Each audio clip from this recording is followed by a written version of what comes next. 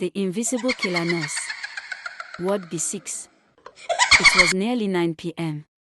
I was reviewing lab results and patient updates, trying to quiet the storm in my head, when a soft knock landed on my door. It wasn't the kind of hurried, anxious knock of a colleague rushing in for a medical emergency. No. It was soft. Hesitant. As if the person on the other side wasn't sure they should even be there. "Come in," I called, not looking up from my files.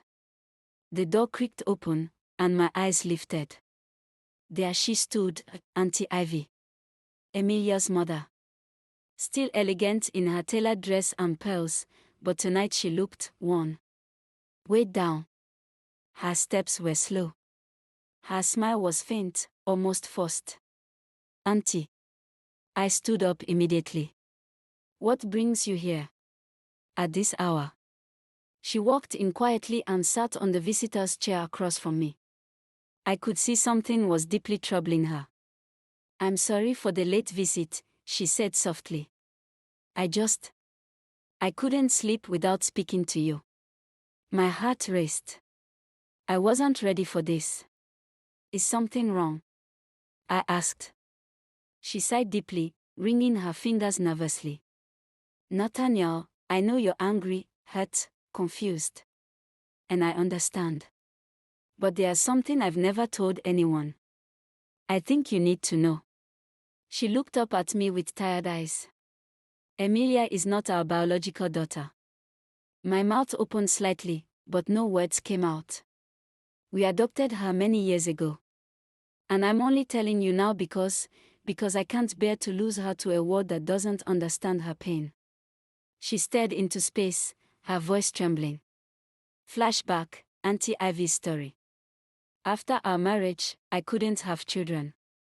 We tried for years, every doctor, every herbalist.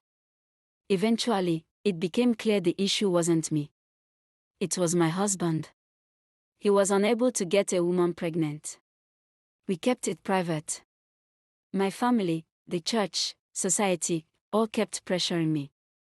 'When are you giving us a baby? You're not getting younger, oh.' I smiled. Pretended. Died inside. Then one day, on a journey to see a herbal doctor in the eastern region, we took a shortcut through a rural village. Our driver stopped by the road to relieve himself, and that's when we heard it. A scream.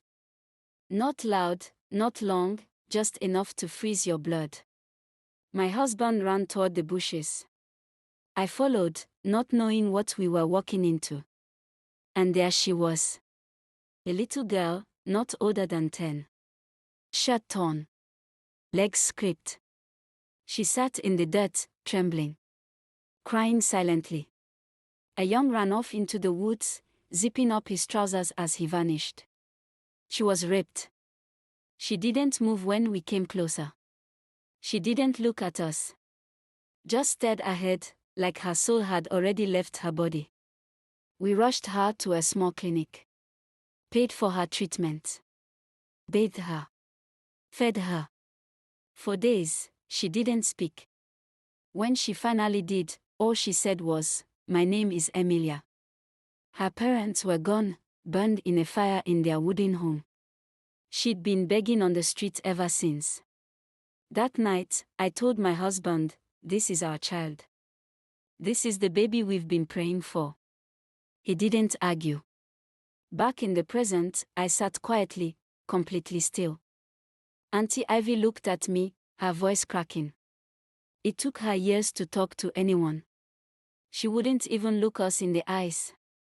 But then, we brought in another orphan girl, Amanda. A few years older. They clicked instantly. Amanda brought life back into Emilia. Amanda was brother's daughter. She smiled faintly, lost in memory.